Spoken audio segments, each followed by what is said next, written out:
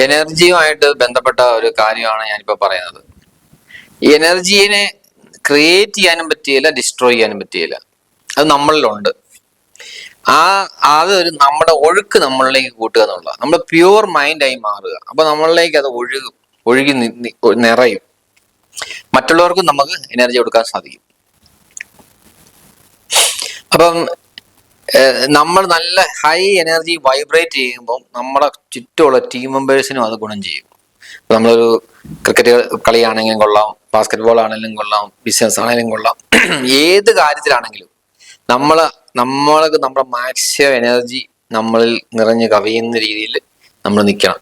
അപ്പൊ നമ്മളിൽ അത് നിറഞ്ഞു കവിഞ്ഞു കഴിഞ്ഞു കഴിഞ്ഞാൽ മറ്റുള്ളവർക്കും അത് ഫീൽ ചെയ്യും. ഇതൊരു എനർജി വേൾഡ് ആണ്. അപ്പൊ അത് എങ്ങനെയാണ് നമ്മൾ പ്രാക്ടീസ് ചെയ്ത് മനസ്സിലാക്കി എടുക്കണം. അപ്പൊ നിങ്ങൾ ഇങ്ങനെ ഒരു കാര്യം ഉണ്ടെന്ന് നിങ്ങൾ മനസ്സിലായി. ഇനി നിങ്ങൾ അതെങ്ങനെ നിങ്ങളിൽ അത് നിറയ്ക്കാൻ പറ്റും, ആ എനർജി. അപ്പൊ ആ ഊർജം നമ്മളിൽ കൂടുതൽ നിറഞ്ഞു നിൽക്കുമ്പം അത് ആ ടീമിന് മൊത്തം ഗുണം ചെയ്യും. മാത്രമല്ല ഇത് മറ്റുള്ളവർക്ക് നമുക്ക് പറഞ്ഞു കൊടുക്കാനും സാധിക്കും. അങ്ങനെ എനർജറ്റിക് ആയിട്ടുള്ള ടീം നിങ്ങൾക്ക് ഉണ്ടെന്നുണ്ടെങ്കിൽ നിങ്ങളുടെ ലക്ഷ്യങ്ങൾ നിങ്ങൾക്ക് വളരെ വേഗം നേടിയെടുക്കാൻ സാധിക്കും. അപ്പൊ എനർജി ഇല്ലാഞ്ഞിട്ടല്ല ഒരാളിങ്ങനെ താന്നിരിക്കുന്നത്. അതൊരു മൈൻഡ് സെറ്റാണ്. അയാൾക്ക് എല്ലാവർക്കും ഈ ഉള്ള സാധനമാണിത്, എല്ലാവർക്കും ഉണ്ട്, അല്ലാതെ ഇത് ഇല്ലായ്മയല്ല.